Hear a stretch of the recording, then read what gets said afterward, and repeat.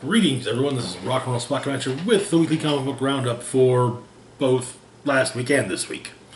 So I've covered this already between the previous roundup video and yesterday's Transmetropolitan Retro Review, which if you haven't checked it out, do so. So I'm not going to go into why we skipped the roundup last week again. Excuse me. So, we are now on to this week's DC, well, this week and last week's DC titles, starting with The Batman's Grave, number 7. And to be fair, if I realized this had the variant cover for this was by Frank Quietly, I probably would have skipped it. I'm not a Quietly fan. I know a lot of people are. I don't know. There's something about his art I just can't get into. So, where we left off in The Batman's Grave. Commissioner Gordon had called Batman to invest. After a crazy night at Art making their way out of Arkham, Commissioner Gordon called Batman shortly after daybreak because of the murder of the head of the of the Gotham PD CSU. A man whose paranoia his paranoia probably rivals even Batman's. So,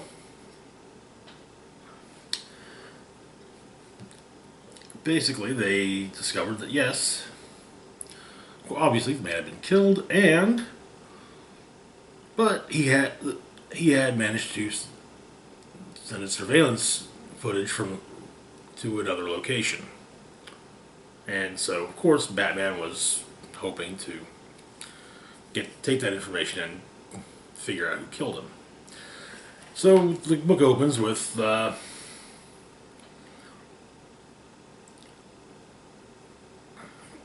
and Gordon leaving the scene, and Batman tells Gordon he should probably put the department on alert, though Gordon explains that they live on alert. And Batman adds that Gordon knows what Batman means. Anything could happen next. And then the Batmobile explodes. This obviously does not make Batman happy.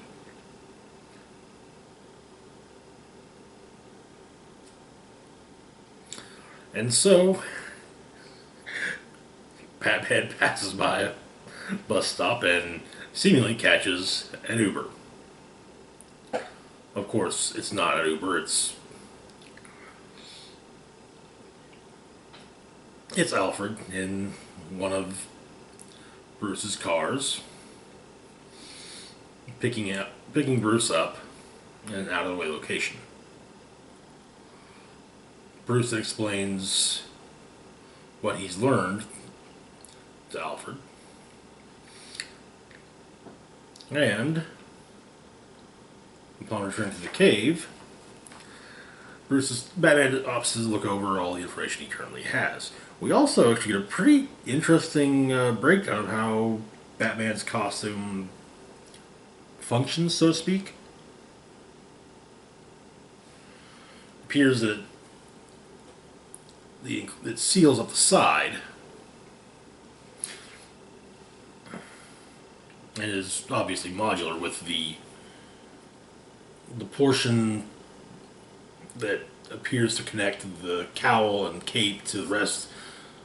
Basically, the neck piece is one thing, the cape is separately attached. And so, Batman and Alfred start going over everything, and things are heating up in Gotham. And very quickly, Bruce has identity on the killer, man known as Colonel Sulphur. They now have a full file on him, and Alfred explains that Colonel Sulphur is serving in state security, got up for the trials and barred by the likes of GSG 9. And he's described by Alfred as being the sort of freelance bastard the global intelligence community just can't resist releasing into the world. He kills people at sunrise every time.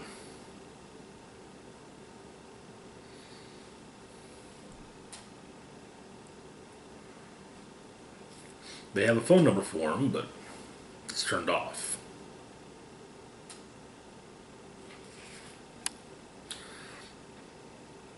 However, and also, Alfred does opine that it's probably not a coincidence that whoever these people are, they're making moves in the city now that everyone knows Batman doesn't have a car. Though Bruce does point out he does have a car. Though, well, I'll give you a quick look at that. Wouldn't necessarily call it a car as much as a tank. And, in fact, Alfred wouldn't call it a car either. A bloody ocean liner with wheels.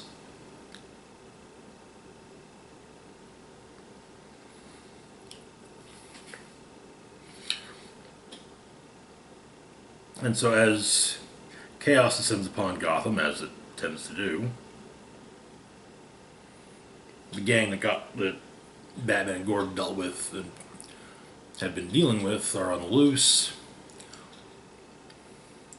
fighting police, and the Bat tank rolls through with PA system saying, "Please return to your homes, there will be trouble." Terrible trouble if they don't.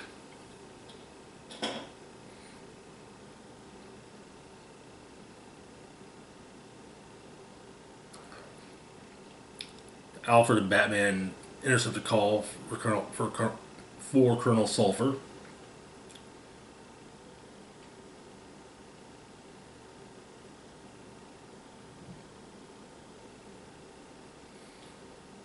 But they only get Sulphur's side of the conversation. The other device calling is blanked after all.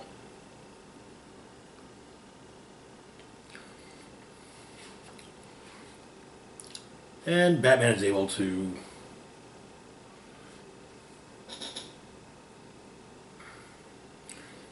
prevent Colonel Sulphur from making another attack. And then bring them to, as he puts it, his operating theater. It's then explained that the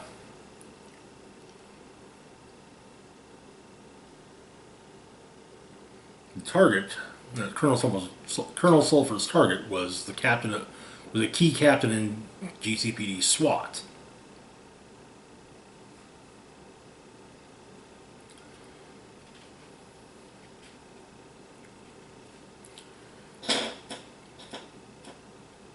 Sulphur asks Batman if he's in Batman's torture chamber, and Batman simply responds that tells Sulphur to think of it more as an operating theater, and him as a surgeon.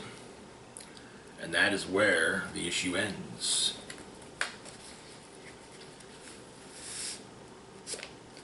Next up we have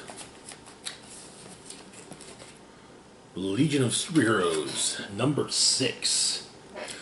Where we left off here, New Earth was in chaos, and the Hurrahs were attacking the planet, presumably with the stolen trident of Atlantis. The issue begins with a warning from Brainiac, explaining to citizens of New Earth that this is a Legion emergency distress call, full planet evacuation notice, level 5 emergency, get off planet, get off the Earth immediately. We see various members of the Legion trying to evacuate people in New Metropolis, including Rose, Monster Boy, White Witch, and Element Lad.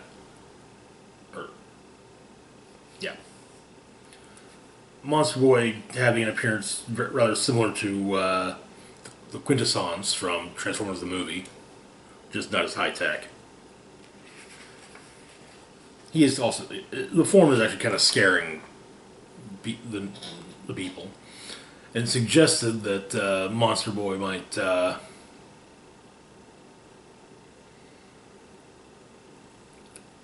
switch to a different form. However, he explains that he doesn't get to pick which monster form he transforms into in times of emergency. So Earth people are just going to have to get over their prejudices. And White Witch kind of says, let me know how that works for you.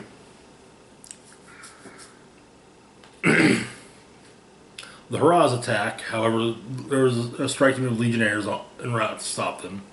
Ultra Boy, Wildfire, I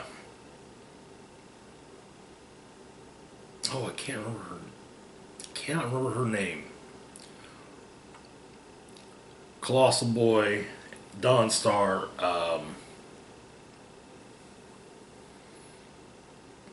Shadowlass. That's it. Shadowlass. As they fight they begin fighting the Haraz warship. Superboy and Saturn Girl join the fray. However, back on New Earth, Computo is in defect. Then the leader of the Haraz broadcasts to New Earth, saying the following: Krot of the Galactic, I am Tortor of the Haraz Collective.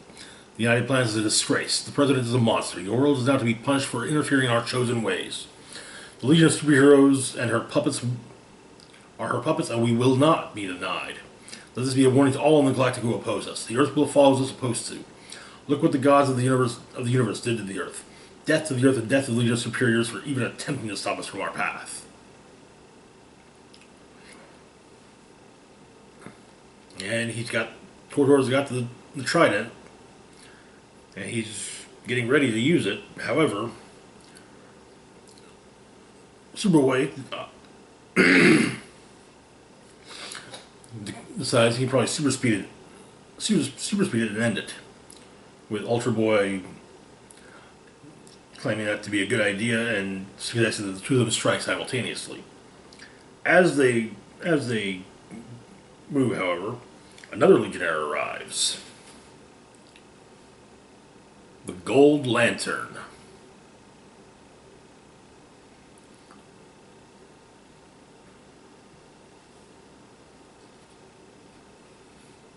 The Trident is unleashed, however, and Gold Lantern uses his ring to transmute some of the attack. But he can't get all of it, as he's basically being hit with the full force of the planet's oceans.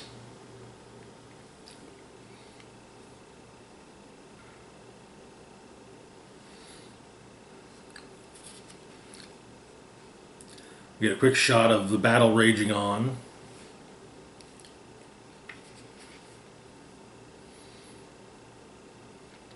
And Superboy opines that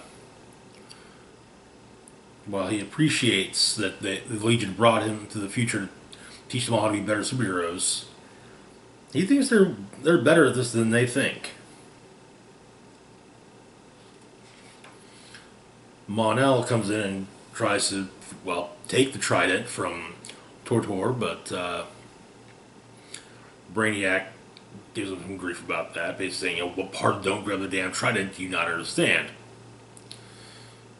And then something happens. Later, at the United Planets Great Hall, Madam President Brand is meeting with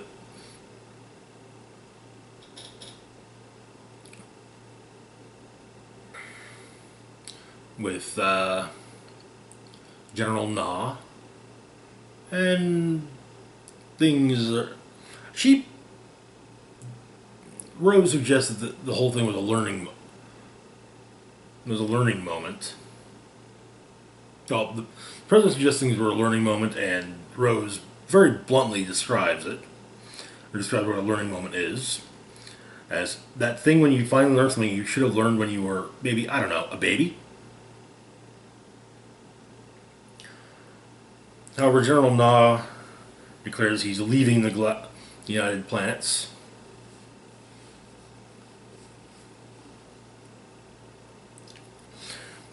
But Madam President basically says that the Legion, took a moment a tragedy and turn it into a great moment. And it appears that suddenly New Earth has oceans again.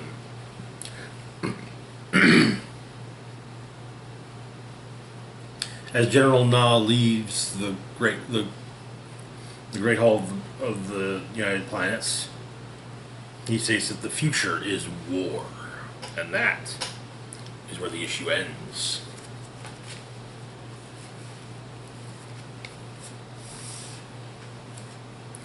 Next up, we've got Strange Adventures #2. Now, for those who may not recall, a few months ago we looked at Strange Adventures #1. Strange Adventures is a Black Label series focusing on longtime sci-fi hero from DC, Adam Strange, who's the hero of both Earth and Ran. And it appears he has some conflicting memories. He's written a book.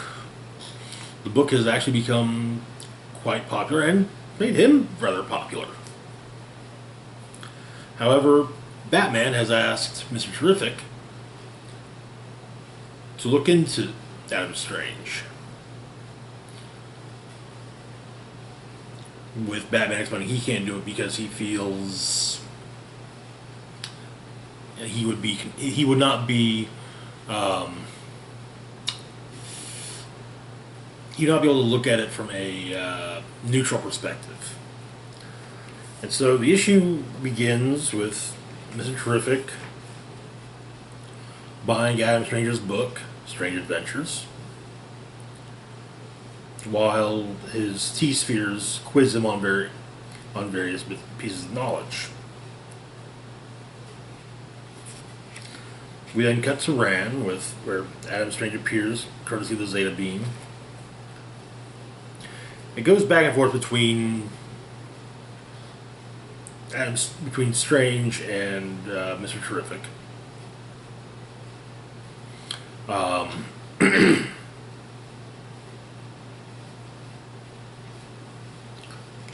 it turns out that on Ran, things have gone very poorly. The Picts have conquered the great cities. It's a massacre unlike any before. A sea of bodies washes over the land. Those who could escape are in the rurals. The heat and vast of the desert provide their only protection. In these temperatures, the Picts' robots cannot function, neither can their beasts, at least not well enough to find them. However, they are all of us spread out thin, sad camps here and there, no food, no water, some supplies they brought with them, but not much. Soon, Adam's wife opines they will join their brothers and sisters in the heavens of Rhaeria. But Adam says that no, he's not going to let it fall. There will be a reckoning. So, the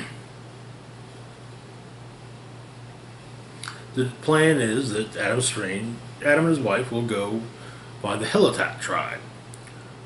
They ruled the deserts since the sun came to sand. Vicious people, horrific savages. Over the years, attempts were made to introduce them to civilization. The efforts were inevitably met with violence. They hide from them here as surely as they hide from the Picts. However, they are Rand's only hope.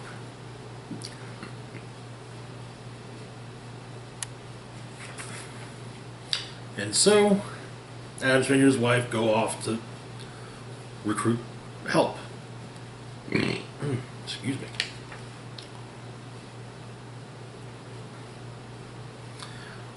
While Batman is fighting Professor Pig, he and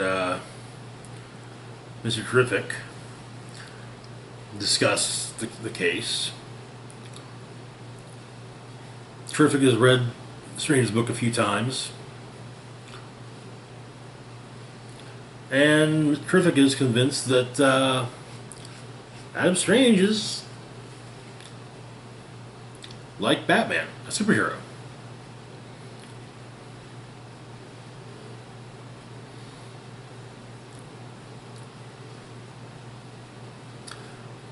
Terrific says that he feels like Batman asked him to look into this because Terrific lost his wife, and apparently, according to the book, Strange lost his child.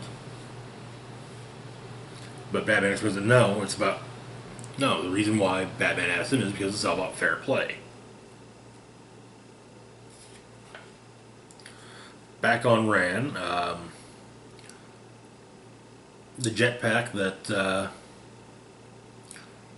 Adam's wife is using putters out, and however they can't fix it. And so it says Adam will go on to the helitop alone, and then come on the way back rescue her. Eventually, though, Adam's jetpack also malfunctions and he crash lands in the desert.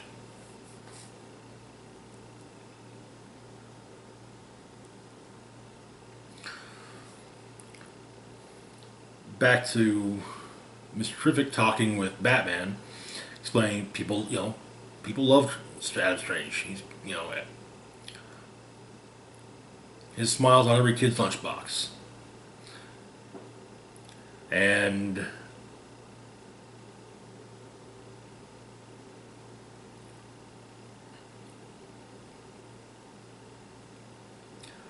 whether or not Terrific discovers anything wrong with Strange, he knows people will come after him. Because people don't like him when others question people like Adam Strange.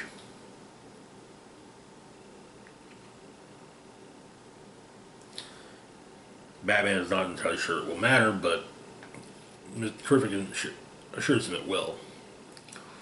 So, eventually Adam Strange finds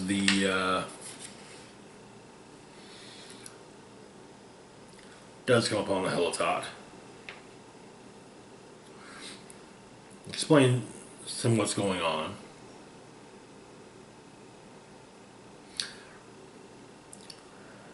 However, Terrific has discovered something. Looking at the book again, he realizes that the book is dedicated to his daughter, whom he lost in the war.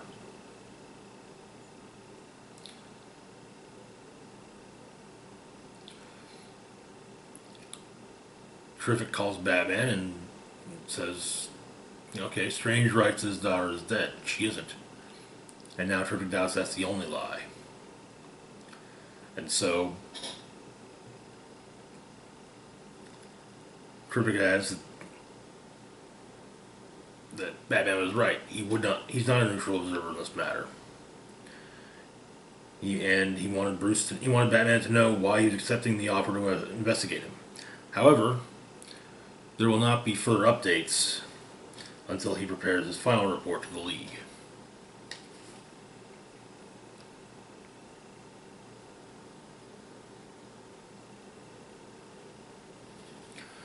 As Mr. Terrific puts on his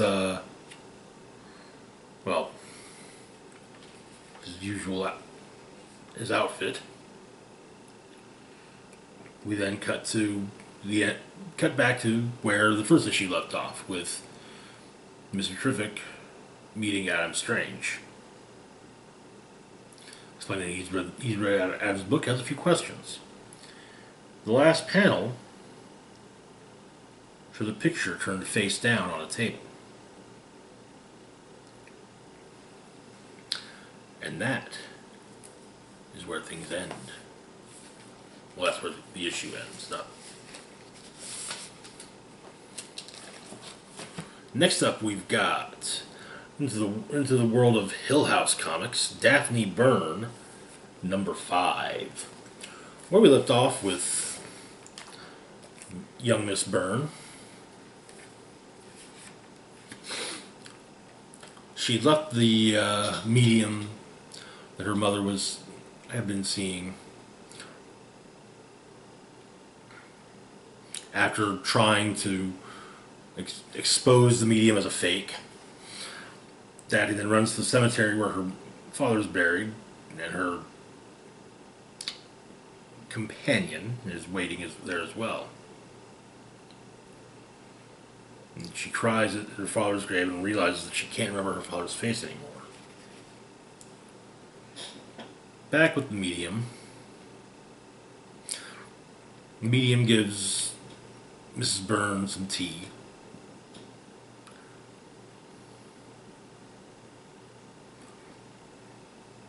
and inadvertently lets on that she knows, at least knows the name of the Byrne's servant, Noni.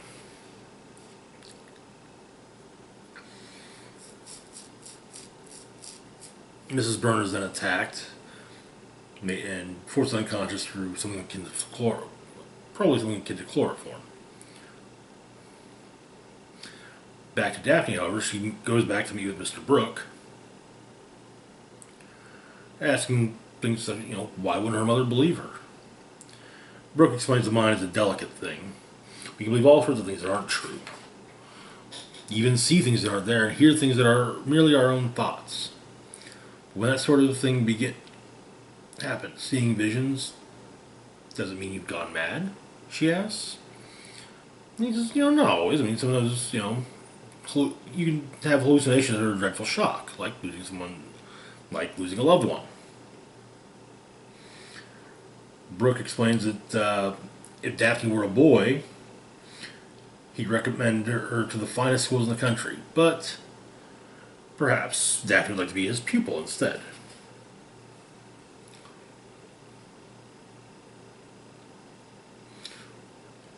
Explaining that she can come over whenever she likes, whenever things are difficult at home.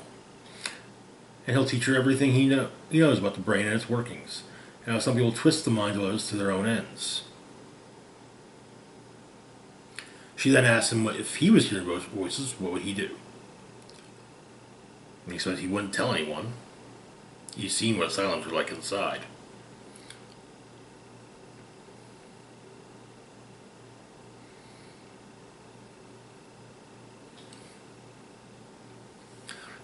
But Brooke assures Daphne that her mother isn't insane, and then asks if Daphne will be missed if she's gone longer. She says that she won't be, and Brooke suggests it's probably best if she doesn't tell her mother where she's been. So Daphne then asks Brooke if he had delusions that wouldn't go away, what would he do? He said he'd be quite firm with himself. We all have parts of ourselves that we struggle to repress. But some say it's wiser to release those urges from time to time. Bottle them up is what does the mischief.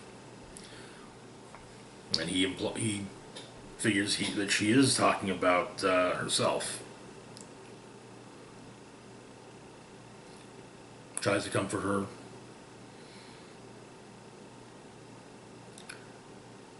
And then he suggests that perhaps they can help each other with their urges. And she then takes the knife that her mysterious companion has been holding and promptly cuts off Brooke's hand. And then his head. She goes to wash off the blood. And she is quite displeased with what she's done and wants to be rid of her companion. Who explains to her that no one in the world can love her or understand her, only him.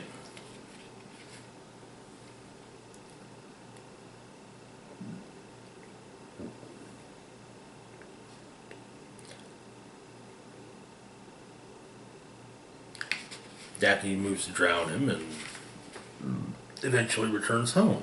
However, when she arrives, there's no one present. There's also a letter from the school explaining that Daphne is no longer welcome as a pupil due to her conduct.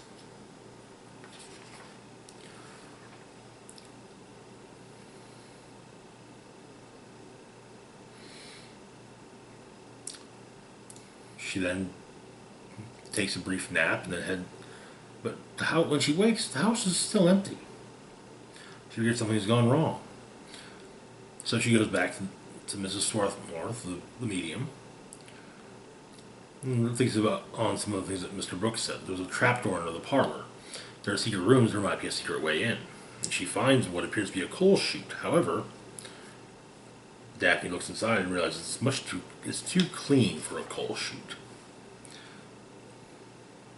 She makes her way through,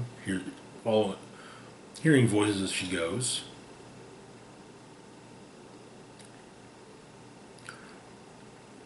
Explaining that Fleming will be marrying Daphne's mother to a degree, while possessed by whatever being it is that they're secretly in league with.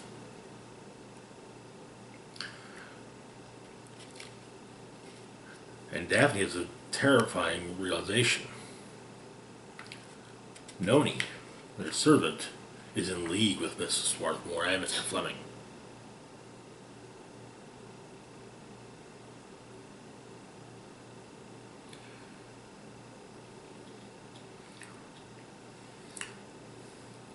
From the room just above Daphne, they conspire. Brings us now to, which is where Daphne's story ends, which brings us now to chapter 26 of Sea Dogs. Where we left off, the captain was about to execute two of their newer crew members, only to learn that, and accuse them of being werewolves, only to learn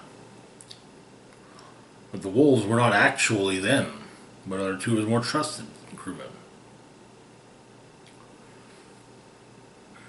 The captain apologizes to Dr. Hurt and Miss Sanguinet. And the wolves begin their attack on everyone, explaining exactly what happened to the crewmen they replaced.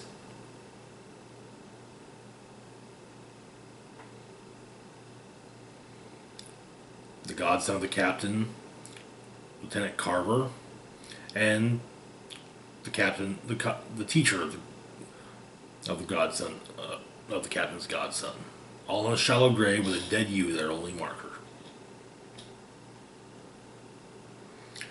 It is then recommended to Miss Sanguinet that she close her eyes, as the lady would not want to see or to look upon what comes next. And that's where that is where the issue ends.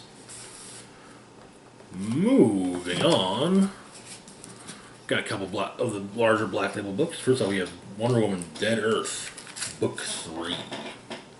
So where we left off, on a post-apocalyptic Earth, Wonder Woman has awakened, discovered Cheetah to still be alive and enslaved after being experimented upon. Wonder Woman has taken over a group of survivors and tried to lead them to a better life. Upon arriving at the Themyscira, she discovers that a horrifying truth about the monsters that face the survivors in man's world. They're Amazons. And Cheetah has come to help Diana, but Diana has also turned her back on her traveling companions. So first off, we find out just what happened. Apparently a lot of this Wonder Woman was involved in it, but for some reason she has no memory of it. But basically the world was dying, and so the Amazon sent a delegation to try and convince man to, stop killing the Earth. They didn't listen. War breaks out.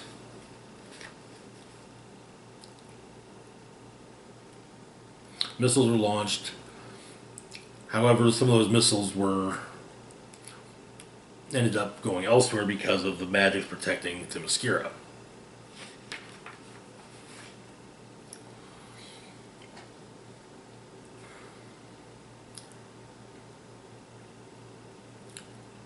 And Diana explains herself to Cheetah.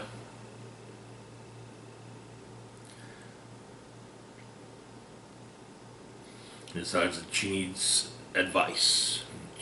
Someone in particular she needs to see. And so Cheetah decides that they'll leave at dawn. Back at the Themyscira, Hippolyta is riling up the remaining Amazons. Hydra.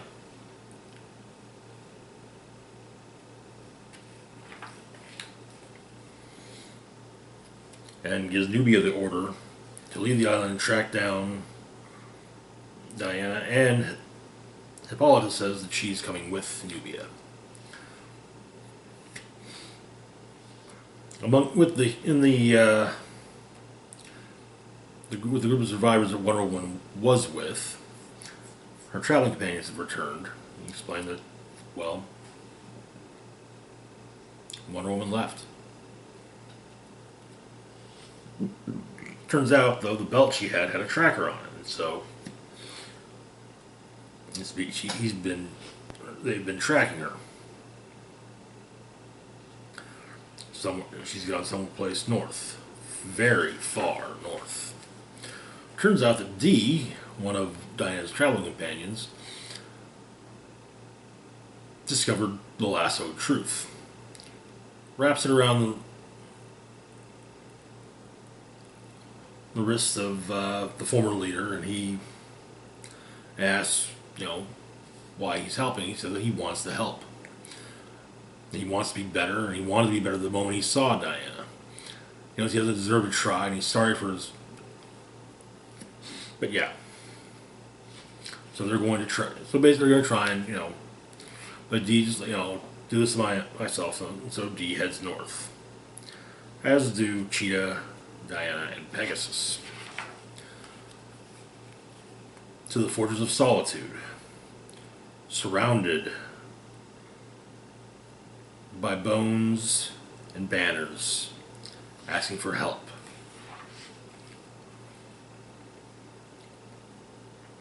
Wonder Woman finds the key to this fortress. She's having trouble lifting it. She explains to Cheetah that ever since she woke up, she's felt drained.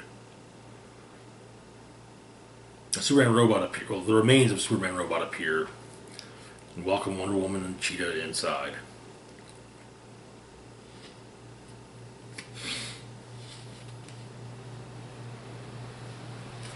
When a terrible truth is revealed, not only is Superman dead, but Diana killed him. The robot explains the war was coming to an end. Earth was falling to the Amazons when the missiles were launched.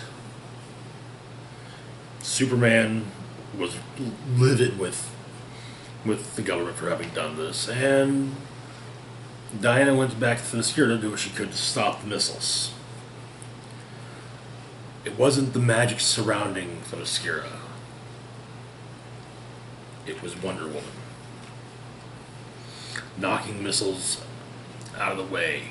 Sure, some of them she just flew through and destroyed, but some were just simply knocked off course. She caused the Great Fire. And then an enraged Wonder Woman fought Superman.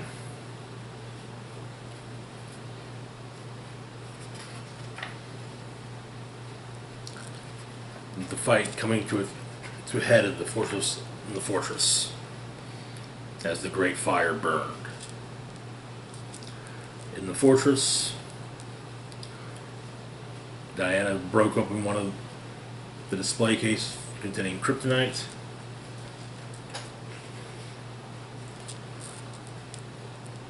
Stabbed Superman with it and then punched through his chest.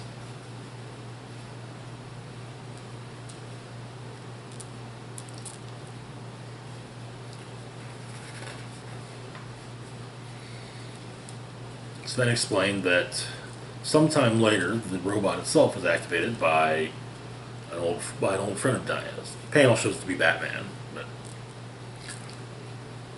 Dee is caught up with them. So Diana goes to talk to Dee, who wraps Diana's lasso around her.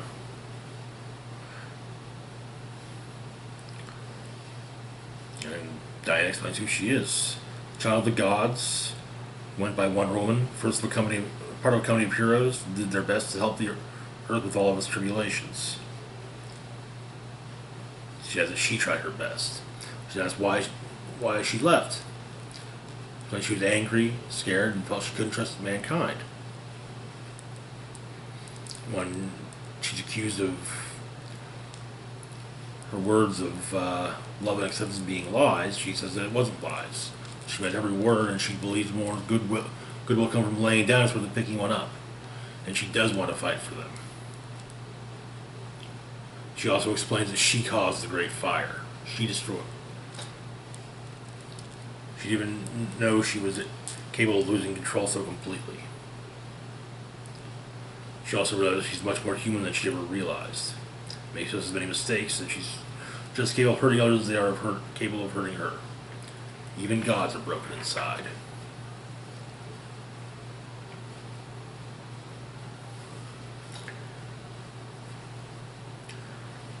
The robot has something for D that could change everything.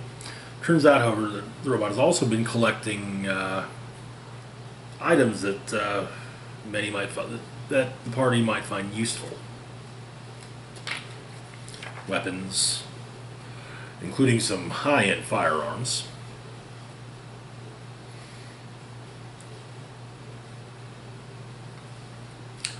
Diana apologizes to Clark before tearing out his skull and spinal column, and then putting her lasso through the spinal column.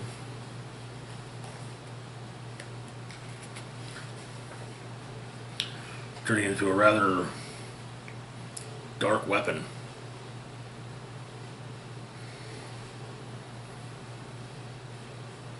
And that is the end of Book 3.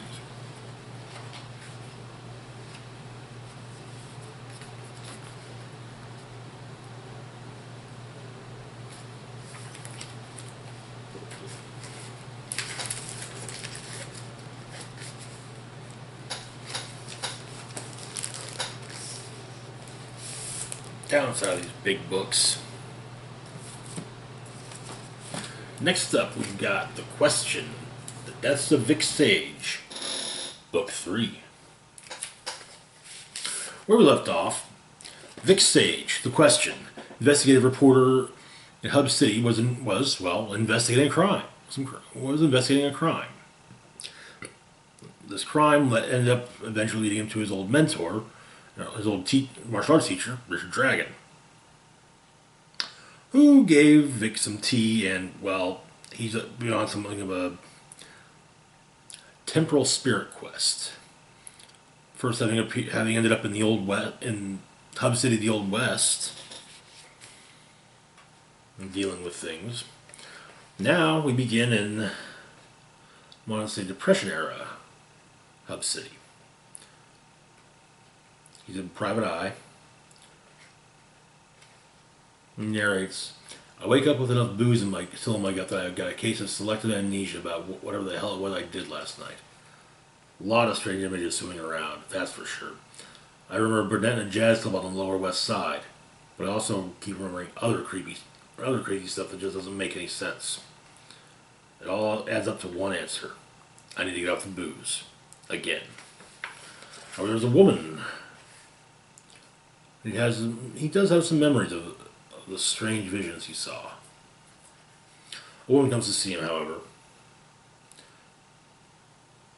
which is interesting because, the visions he saw, it was a red-headed woman. So he wrote down on his notepad, red-headed woman. And it's a red-headed woman who's here to see him. A woman named Margaret Fuller, deemed to hire him. Her brothers disappeared. The two of them are both, her brother is especially involved with building a union. She is as well, just not as openly. So Vic makes her a deal. He'll look into her brother's disappearance, and if he digs up anything, then him and Margaret can discuss money.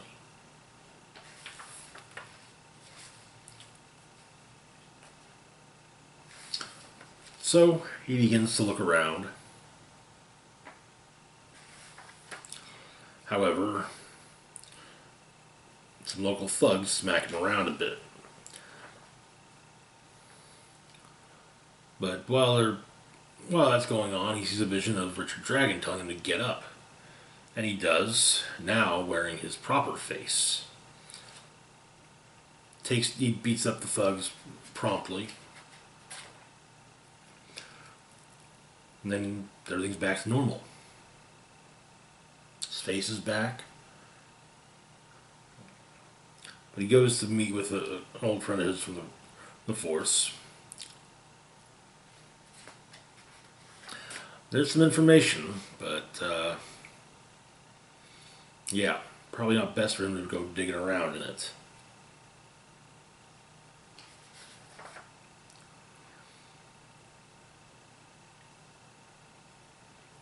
The file that Sage was given had pictures of all of the financial elite. And Vic wonders, what do they all have in common? So he goes to talk to Maggie Fuller, but she's out of strike. He arrives, has a quick vision of himself in the Wild West, and then back to the present. Maggie's at the front line of the strike. The mayor is either the mayor or one of the cops. I presume it actually is one of the police. He's telling them that they can disperse, or the cops will break it up any way they need to. A rock is thrown at the man, and he's hit in the head, and it devolves into a riot. Maggie's quickly grabbed by the police, dragged into a car. Vic follows. Gets smacked around a bit.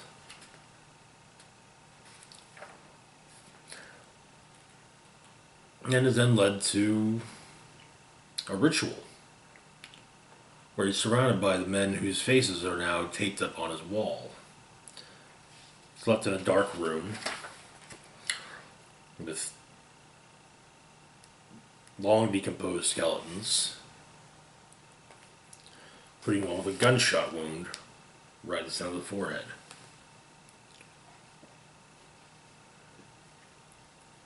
He touches that particular skull and it recalls his real name, Zaz. That is a brief vision of both the Old West question and modern day question. Maggie then shows up, asking him to help her. But it's not really Maggie. It's the creature that he keeps facing in every single one of these timelines. Maggie, after all, is long dead. He then questions mask on him and dives down into a hole. And Question says to himself, all the answers, all the questions, and in that instant, as I die, I suddenly know what I have to do. Comes to in Richard Dragons in the present. He explains that it's all connected, past, present, all of it, flowing together. And Vic explains that he's seen true evil, a beast with 1,000 faces, and if he wants to know if Vic wants to know who he really is, he's going to have to kill it.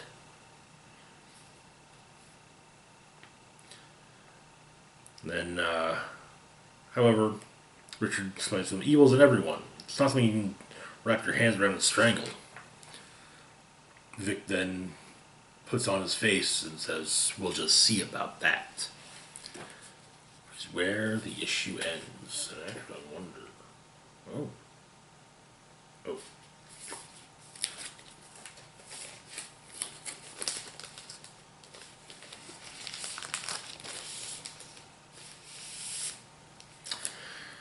Now, normally, in the roundup, especially when it comes to the DC portion, the Black Label books mark the end of the video. However, there was one DC book that came out this week, and it was just so insane that I had to cover it and cover it last, because I don't feel like anyone would want to stick around after being told about this. That book being Dark Knight's Death Metal #1. So, Dark Knight's Death Metal is a sequel to the DC event Dark Knight's Metal from a few years ago. Quick version: Dark Multiverse. The Dark Multiverse is a thing that exists. The nature of the multiverse is somewhat revealed. The Dark Knights fight the Justice League. First they win, then the Justice League turns the tables on them. The day is saved in part due to the strange team up of Batman and the Joker.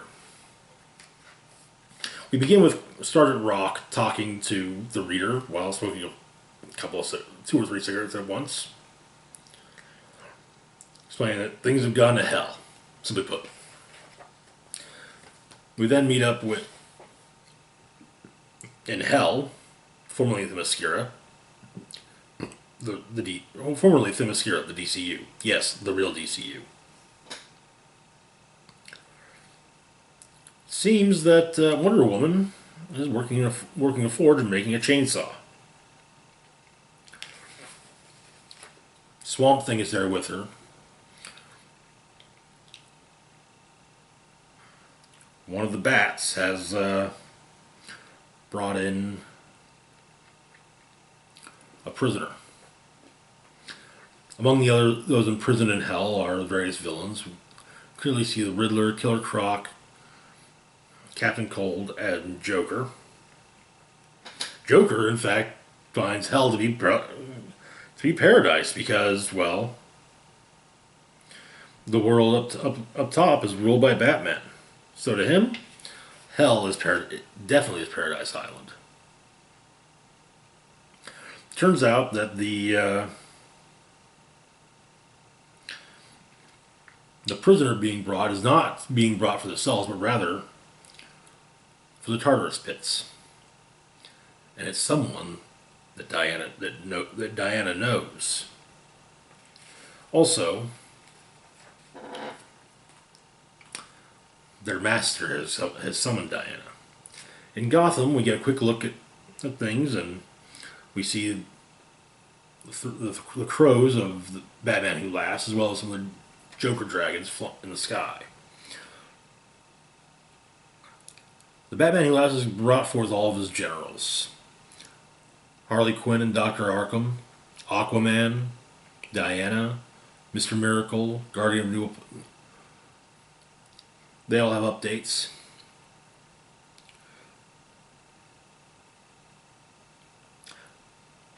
It's then explained that Earth 22 has been destroyed. They fought pointlessly. During all this, Batman, not the Batman Who Laughs, but Batman manages to contact Wonder Woman.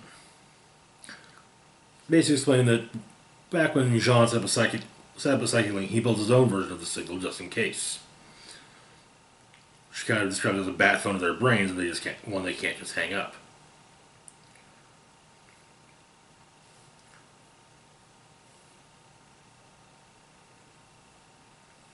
He then suggests that Wonder Woman melt down the invisible jet and make armor of it. That way they can infiltrate Castle Bat, use Batman Who Laughs' tech against him, create a world to hide on with whatever good is left. Wonder Woman's not too fond of this. It's a single planet as the multiverse falls, but she wants to save everything. There are things that Wonder Woman remembers, but yeah, not clearly.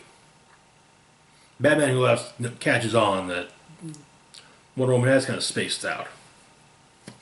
However, two of the crows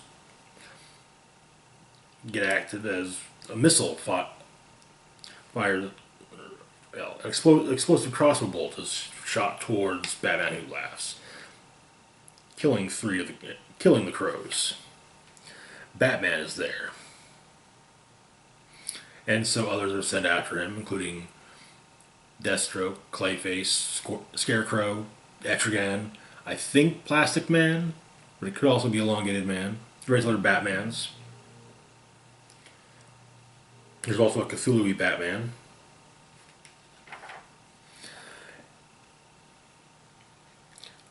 And of course, it does appear Batman's there on his own. However, he has a Black Lantern ring.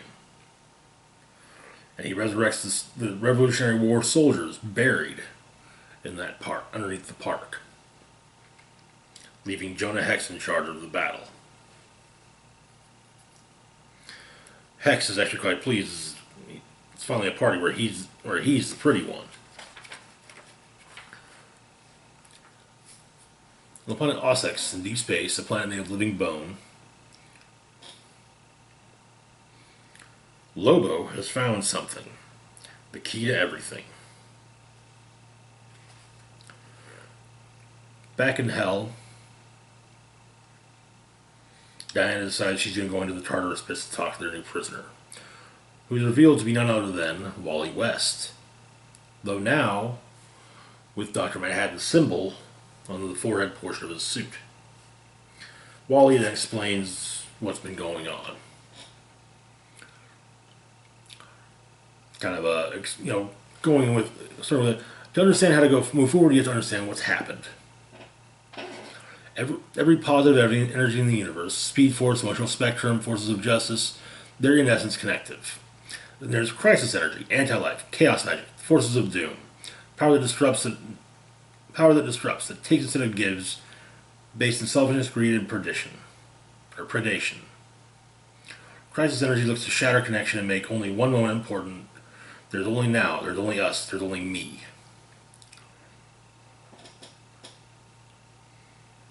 And Perpetua made a multiverse out of crisis energy. When the rest of her race discovered what she did, they imprisoned her in the Source Wall. In defeating the Dark Knights, the Source Wall was shattered, freeing Perpetua.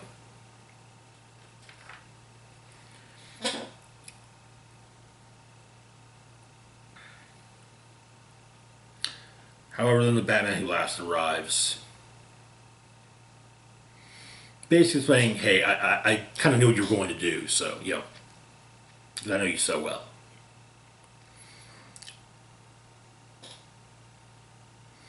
And also echoes what Batman suggested to her, making a shield out of the jet.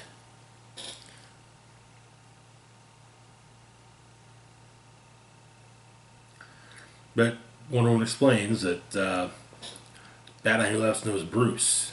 Bruce would make a shield. But this isn't Bruce's story. So Batman says, so you make a weapon, a sword. And she says that no, she'd already have it made. That it wouldn't just be a sword. And she kills the Batman Who Laughs with an invisible chainsaw. Invisible friggin' chainsaw. I'm sorry, that's just the coolest thing I've had to say in like weeks. The chainsaw of truth, no less. So one of the Batmans arrives at Batman Who Laughs hideout or at Castle Bat and explains to the remaining crows that yes, Batman Who Laughs is dead.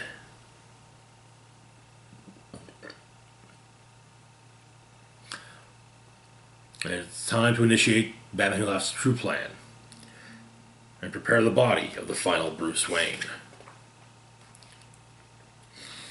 Then we discover that the person that Sergeant Rock was talking to in the beginning was in fact Batman. Also, Rock isn't entirely whole from about, the rib cage down.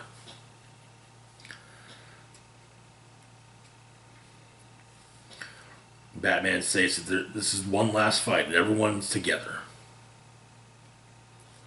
And that is where the issue ends. Yeah, hopefully in the somewhat near future I'll be able to do a video on Dark Knight's Metal. I kind of want to try and do one to go into just what happened before Death Metal really gets going. Anyway, that's it for now. As always, feel free to like, share, and subscribe. Links to my Facebook, Twitter, Patreon, and PayPal can be found in the description box down below. This is Rock and Roll Spock signing off, saying, live long and rock hard.